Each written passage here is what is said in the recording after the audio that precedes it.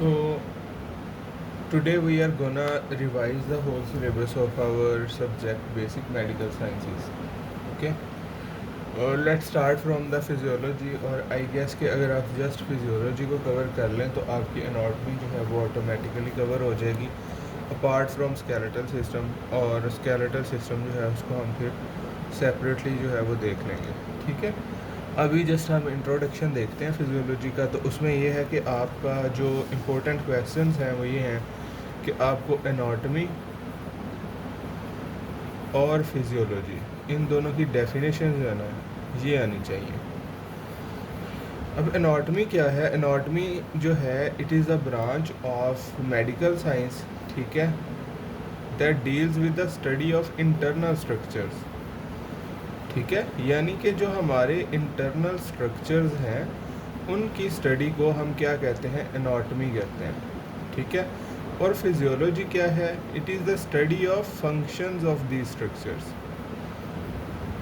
यानी कि जो हमारे सब स्ट्रक्चर्स हैं या जो हमारे ऑर्गन्स हैं उनकी अगर हम स्टडी करते हैं, यानी कि वो किस तरह से बने हुए हैं, उनकी शेप क्या है, उनको जो है वो ब्लड सप्लाई क्या मिल रही है, उनको नर्व्स कौन से जाके इनर्वेट कर रही हैं, ये आएगा under the term of anatomy. और जब हम फिजियोलॉजी की बात करेंगे तो फिर इसमें हम उनके फंक्शंस को पढ़ेंगे.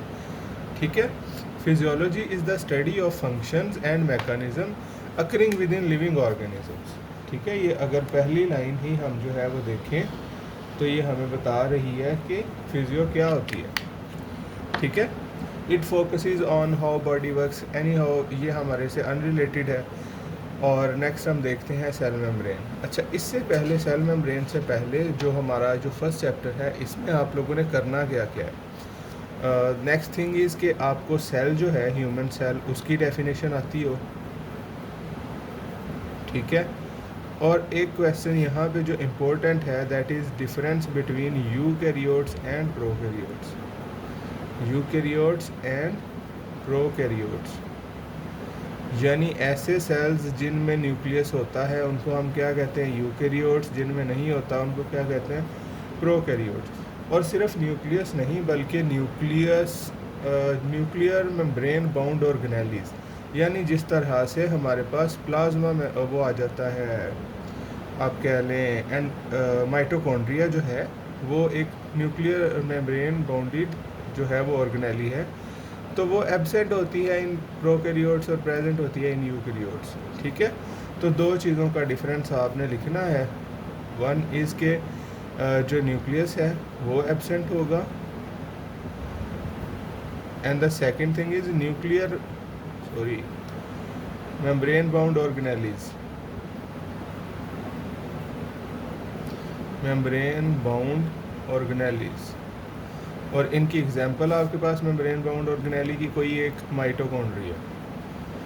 ठीक है. इसके अलावा तीसरा डिफरेंस आप इसमें लिख सकते हैं साइज़ ऑफ राइबोसोम. जो राइबोसोम है उसका साइज़ दोनों में डिफरेंट होता है. ठीक है. तो ये आपने इनमें डिफरेंसेस जो है वो लिखने हैं. यूकैरियोट्स और प्रोकैरियोट्स के दरमियान में सेल की डेफिनेशन आपने करनी है. इसका स्ट्रक्चर, इसकी जो डायग्राम है वो बहुत इंपॉर्टेंट है, उसको आप लोगों ने अच्छे तरीके से करना है. और डायग्राम आप किस तरह से ड्रॉ करेंगे?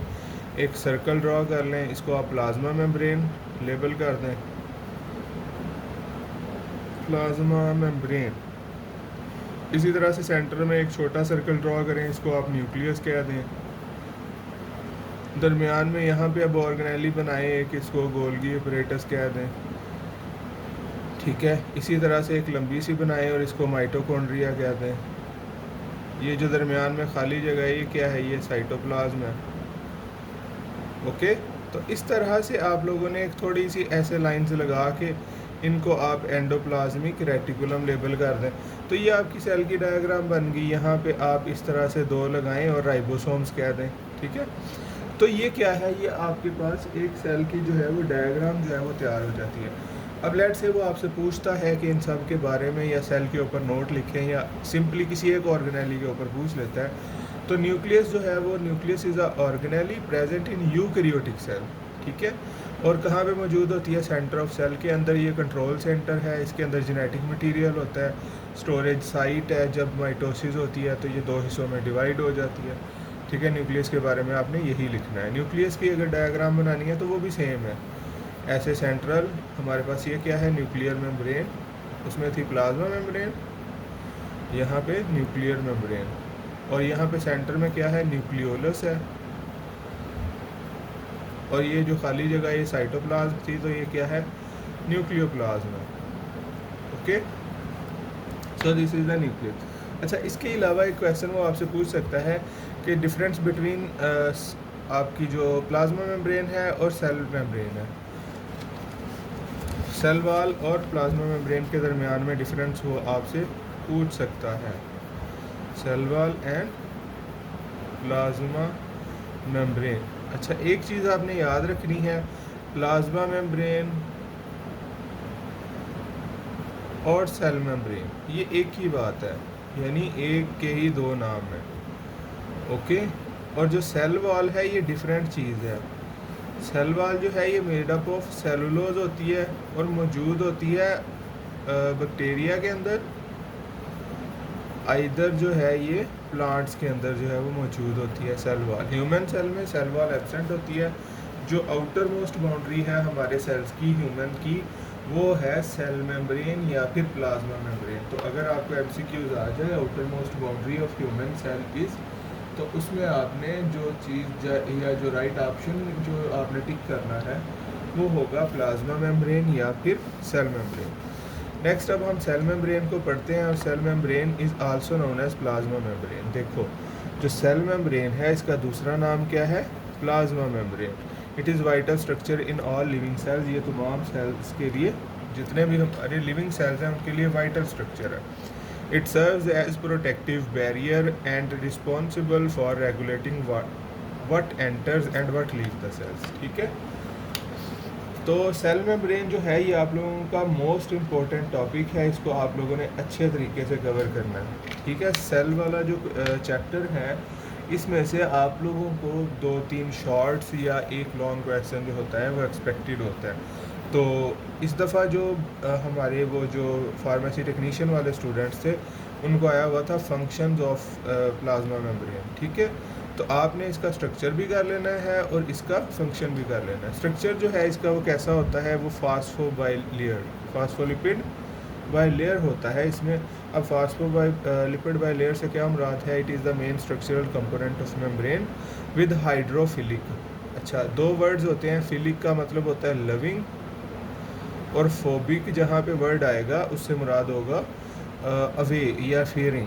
ठीक है, तो हाइड्रोफिलिक से मुराद ऐसी चीज़ जो पानी को एंटर होने देती है, पानी में हल हो जाती है। हाइड्रो से मुराद वाटर या फिर पानी। ओके, तो the main structural component of membrane, ये मेम्ब्रेन या प्लाज्मा मेम्ब्रेन का सबसे बड़ा स्ट्रक्चरल कंपोनेंट है, और ये हाइड्रोफिलिक होता है, यानी पानी को एब्जॉर्ब कर लेता है, पानी में डिज़ोल्व हो जाते हैं। कौन सी चीज़? इनके हेड्स।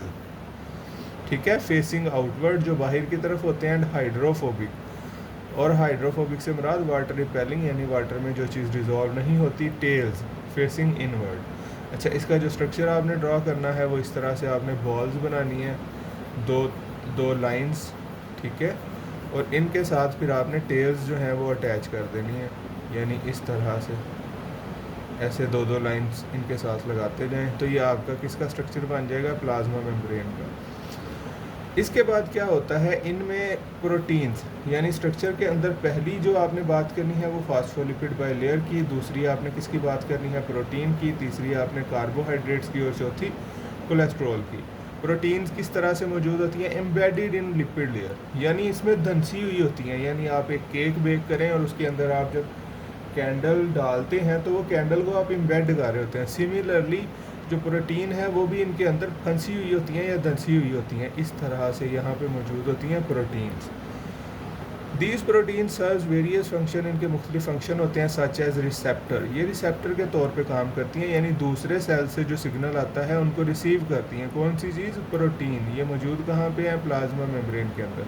चैनल्स के तौर पे एक्ट करते हैं। चैनल होता है रास्ता जहाँ से कोई चीज़ गुजर के आगे जा सकती है। रिसेप्टर से मुराद क्या होता है? ऐसे सेंसरी जगहें जो दूसरी जगह से आने वाली इंफॉर्मेशन को रिसीव करती हैं और ट्रांसपोर्टर के तौर पे एक्ट करती हैं, यानी एक चीज़ यहाँ से पकड़ेंगी और आगे जहाँ पे आउटसाइड द सेल मेम्ब्रेन जो है वो उसको पहुँचा देंगी। तो ये ट्रांसपोर्ट के तौर पे एक्ट करती हैं, रास्ते के तौर पे, रिसेप्टर के तौर पे।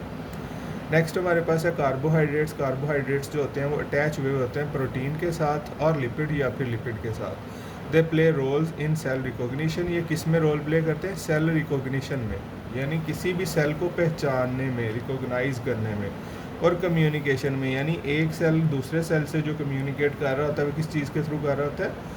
कार्बोहाइड्रेट्स के थ्रू। ठीक है।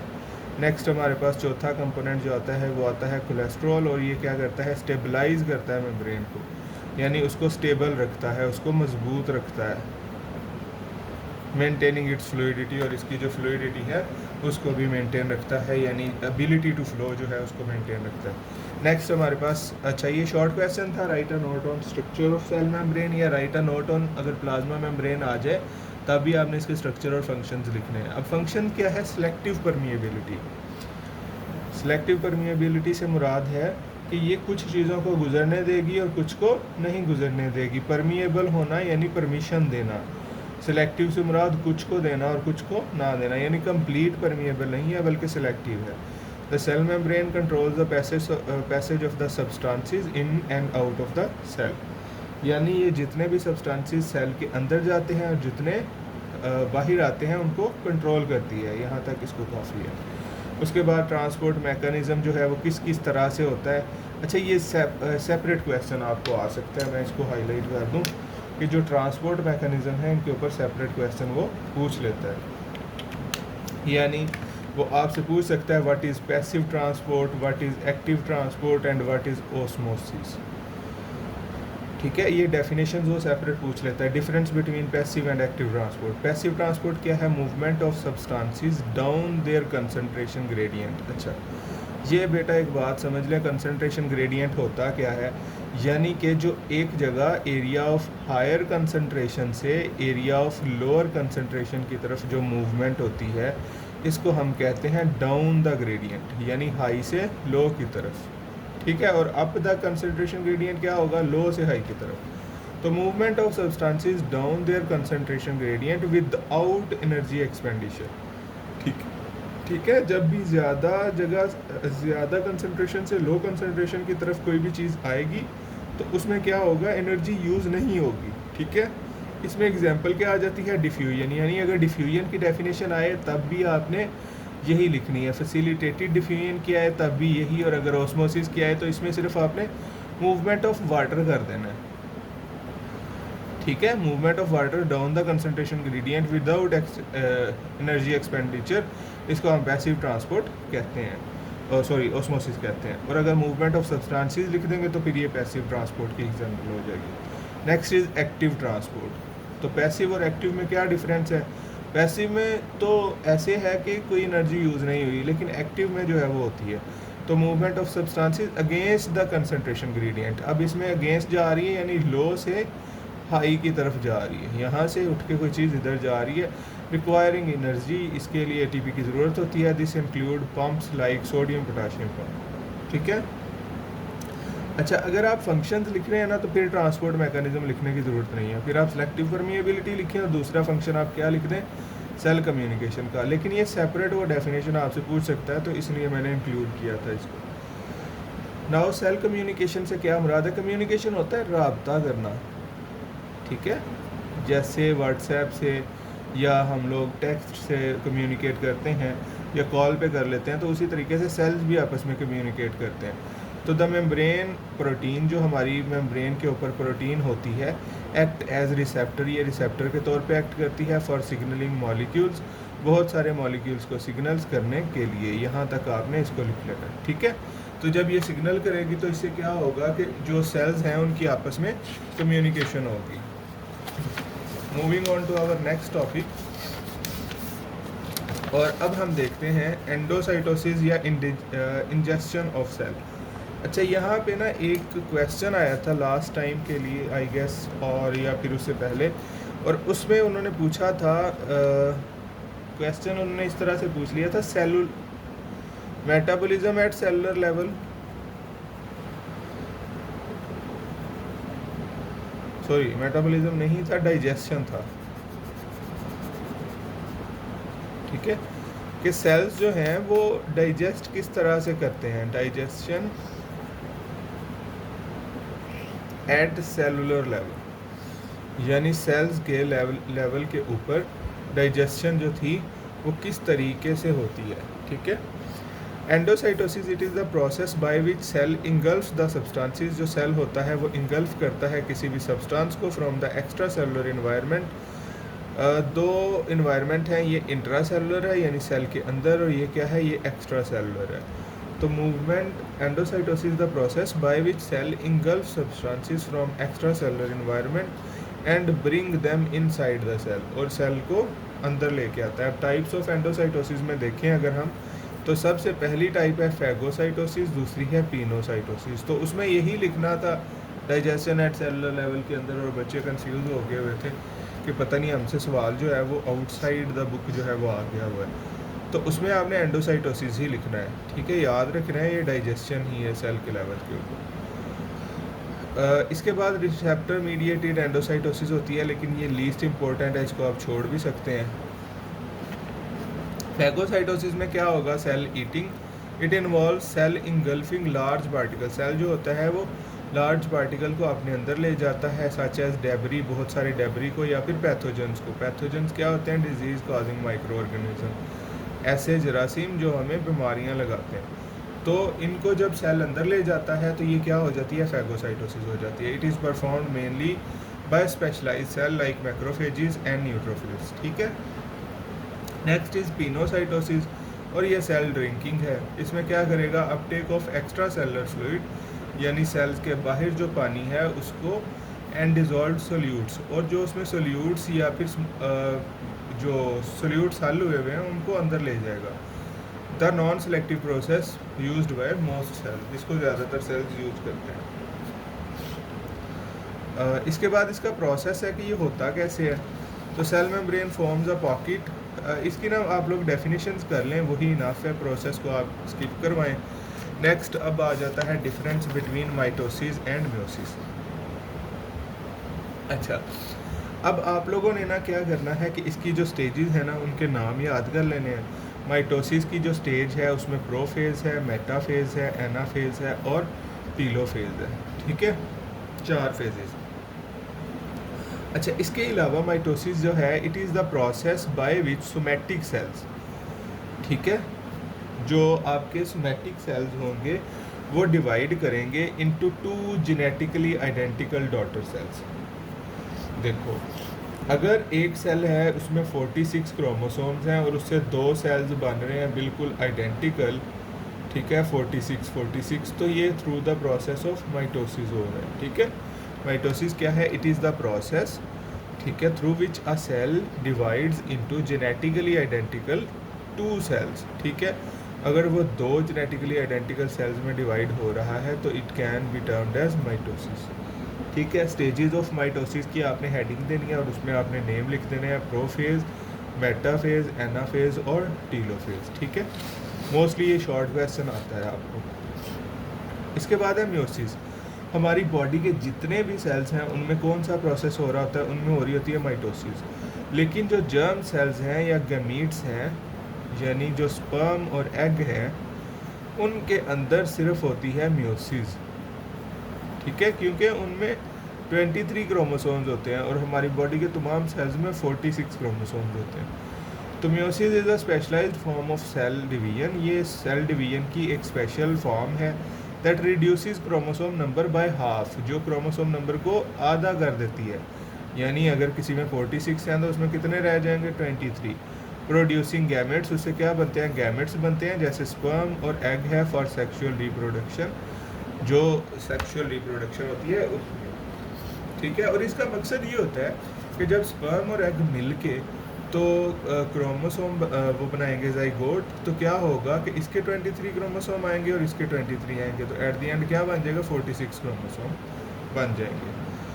स्टेजेस ऑफ मियोसिस जो है इनके आपने नाम याद कर लेने हैं। मियोसिस 1 होती है और फिर मियोसिस 2 होती है। तो उसमें क्या होता है, प्रोफेज़ 1, मेटाफेज़ 1, एनाफेज़ 1 और टीलोफेज़ 1। एंड देन मियोसिस 2 होगी तो उसमें प्रोफेज़ 2, मेटाफेज़ 2, एनाफेज़ 2 और टीलोफेज़ 2 जो है वो हो जाएगी।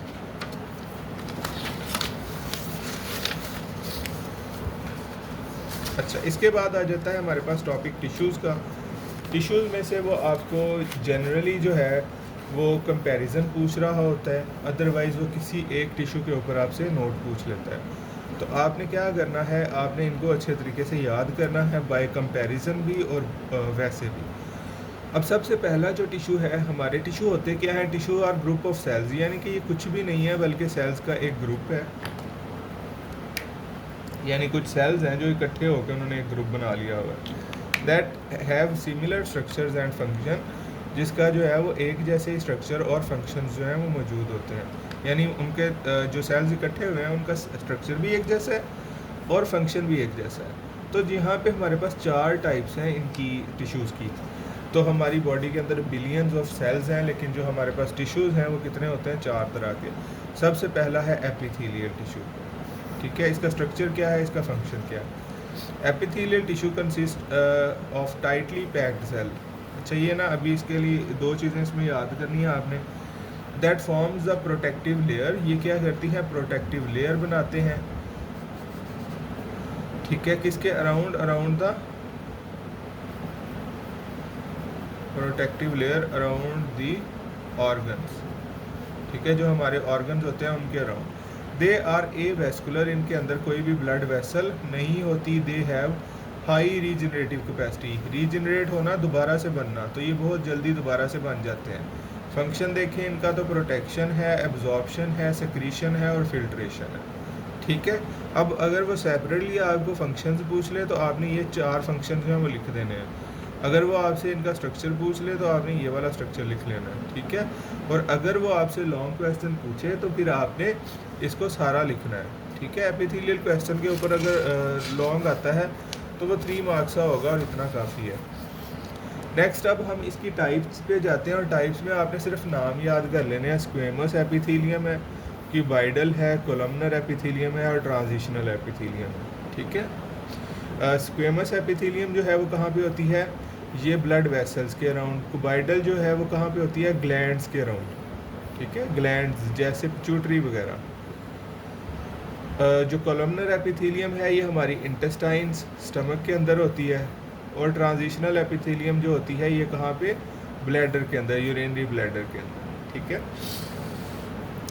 नेक्स्ट हमारे पास जो है वो आ जाता है कनेक्टिव टिश्यूज। स्ट्रक्चर इसकी अगर हम बात करें तो इसमें क्या होता है, जो सेल्स होते हैं वो स्कैटर हुए होते हैं, यानी उसमें थे टाइटली पैक होते हैं, इसमें स्कैटर हुए होते हैं with in extra cellular matrix. यानी कि जो सेल्स हैं उनके दरमियान में एक फ्लूइड होता है, उसको हम कहते हैं एक्स्ट्रा सेलुलर मैट्रिक्स। और इसमें एक्स्ट्रा सेलुलर मैट्रिक्स में क्या होता है, फाइबर्स लाइक कोलेजन होती है, इलास्टिन होता है, ग्राउंड सब्सटेंसेस होते हैं। फंक्शन इनका क्या है, सपोर्ट करना, बाइंड करना, इंसुलेट करना, प्रोटेक्ट करना और ट्रांसपोर्ट करना।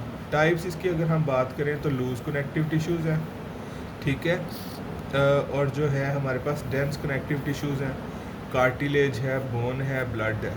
ठीक है, तो जो लूज कनेक्टिव टिश्यू होते हैं वो क्या करते हैं, hold organ and structures in place, यानी जो ऑर्गन्स हैं और स्ट्रक्चर्स हैं उनको एक जगह पे पकड़ के रखते हैं। डेंस कनेक्टिव टिश्यू जो है इनमें ज़्यादा कोलेजन फाइबर होते हैं और ये हमें स्ट्रेंथ प्रोवाइड करते हैं, जैसे टेंडन है और लिगामेंट्स। कार्टिलेज क्या है, provide flexible support as in joint and nose. ठीक है, ये हमारी नरम हड्डी होती है और ये फ्लेक्सिबल सपोर्ट जो है प्रोवाइड करती है। बोन क्या है, it is the most rigid connective tissue, ये सबसे सख्त या हार्ड जो है वो कनेक्टिव टिश्यू होता है, प्रोवाइडिंग स्ट्रक्चरल सपोर्ट। और ये क्या करता है, जो हमें स्ट्रक्चरल सपोर्ट है वो प्रोवाइड करता है। खून क्या है, ये ब्लड क्या है, it is a fluid connective tissue, यानी ये एक ऐसा कनेक्टिव टिश्यू है जो फ्लूइड है। तो ये मोस्ट अबंडेंट टाइप है। अबंडेंट से मुराद जो हर जगह पे मौजूद होगी, oxygen, nutrient, waste material provide करता है। नेक्स्ट इज़ मसल टिश्यू हमारा। और मसल टिश्यू जो है इसका अगर हम स्ट्रक्चर की बात करें तो muscle tissue is composed of elongated cells. इसमें कुछ ऐसे सेल्स होते हैं जो इलोंगेटेड होते हैं, यानी रॉड्स लाइक लंबे लंबे होते हैं, कॉल्ड मसल फाइबर्स, जिनको हम मसल फाइबर कहते हैं। These fibres contract to produce movement, ये कॉन्ट्रैक्ट और रिलैक्स करते हैं, यानी ये इस तरह से हैं, फिर ये क्या हो गए, इस तरह से अपने पास आ जाएंगे। तो ये क्या है, ये कॉन्ट्रैक्शन है, और ये क्या है, रिलैक्सेशन है। तो ये कॉन्ट्रैक्ट और रिलैक्स करते हैं ताकि मूवमेंट हो सके। टाइप्स इसकी हम बात करें तो 3 टाइप्स हैं, स्केलेटल मसल्स, कार्डियक मसल्स और स्मूथ मसल। ठीक है, स्केलेटल मसल जो हैं ये वॉलेंट्री मसल्स हैं, अटैच टू द बोन, हड्डियों से जुड़े होते हैं, रिस्पॉन्सिबल फॉर बॉडी मूवमेंट, और हमारी जितनी भी मूवमेंट हो रही होती है वो ये करवाते हैं। ठीक है, जो कार्डियक मसल्स हैं, इनवॉलेंट्री मसल्स हैं, found in heart, responsible for pumping, ये हमारे कंट्रोल में नहीं है, सिर्फ दिल में मौजूद होते हैं और खून को पंप करते हैं। स्मूथ मसल्स जो हैं ये भी इनवॉलेंट्री हैं, यानी हमारे कंट्रोल में नहीं है, found in the walls of hollow organ, ये खाली जो ऑर्गन हैं उनकी दीवारों में मौजूद होते हैं, लाइक इंटेस्टाइन, जैसे हमारी अंतड़ियाँ हैं। ठीक है, इसके बाद लास्ट हमारी जो टाइप है वो है नर्वस